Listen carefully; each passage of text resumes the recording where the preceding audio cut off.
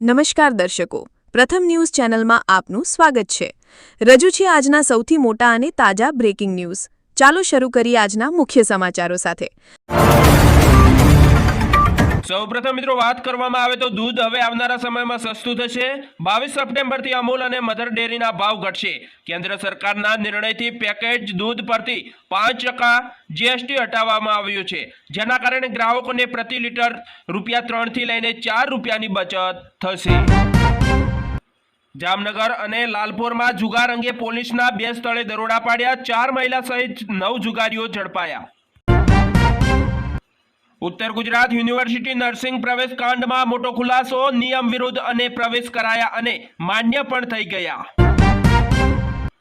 ₹12.55 લાખની કિંમતનો કેમિકલ ઢોળાઈ જતા નુકસાન બદલ ટ્રક ચાલક વિરુદ્ધ ગુનો નોંધવામાં આવ્યો।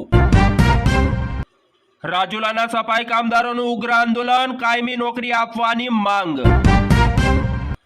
ધારી તાલુકાના ભરડ ગામે ચેકડેમમાં 2 સગા ભાઈઓ પાણીમાં ડૂબ્યા। એકનું મોત, એકનો આબાદ બચાવ કરવામાં આવ્યો। બનાસકાંઠા જિલ્લામાં સુઈગામ તાલુકામાં ચોમાસાના ભારે વરસાદના પગલે પૂર જેવી સ્થિતિ જોવા મળી, જ્યારે ભારે વરસાદ વરસતા કેનાલ તૂટી, જેના કારણે 124 ગામમાં મુશ્કેલીમાં મુકાયા। કેનાલ તૂટી જતા પાણી અનેક ગામોમાં ઘૂસ્યા, જેના કારણે અનેક લોકોના ઘરમાં પાણી થઈ ગયું અને 764 લોકોનું રેસ્ક્યુ કરવામાં આવ્યું હતું। અમદાવાદમાં વધુ એક દુર્ઘટના બની। અમદાવાદના નારોલ વીજકરણથી દંપતીનું મોત। રાત્રે સ્કૂટર પરથી પાણીમાં પસાર થતા કરંટ લાગ્યો હતો। બનાસકાંઠાના સુઈગામમાં આકાશી આપત્તિ, 300થી વધુ પશુઓના મોત થયા હોવાનું સામે આવ્યું। વાવ, થરાદ, સુઈગામ અને ભાભર પંથકમાં 1,98,000 હેક્ટરમાં કરેલ વાવેતર મોટા ભાગે પાણીમાં ડૂબી જવા પામ્યું હતું અને ખેડૂતો રાતા પાણીએ રોયા છે। ભરૂચમાંથી ચોરીના ગુનામાં 11 વર્ષથી ફરાર આરોપી અમદાવાદથી ઝડપાયો। અમદાવાદના એસજી હાઈવે પર નિર્માણાધીન ફ્લાયઓવર પરથી પાઇપનો ટુકડો પડતા 2ને ઈજા। વડોદરામાં ડભોઈ રોડ પર કાર ચાલકે ટ્રાફિક પોલીસ જવાનને 800 મીટર સુધી ઢસેડ્યો।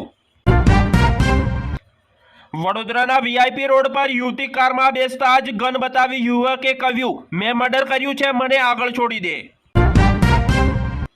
બનાસકાંઠાના સુઈગામમાં 5 થી 7 ફૂટ પાણી ભરાતા ભારે હાલાકી જોવા મળી।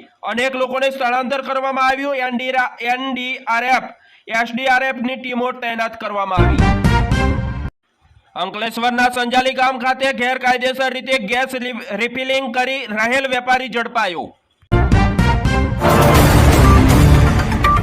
આ હતા આજના મુખ્ય બ્રેકિંગ ન્યૂઝ।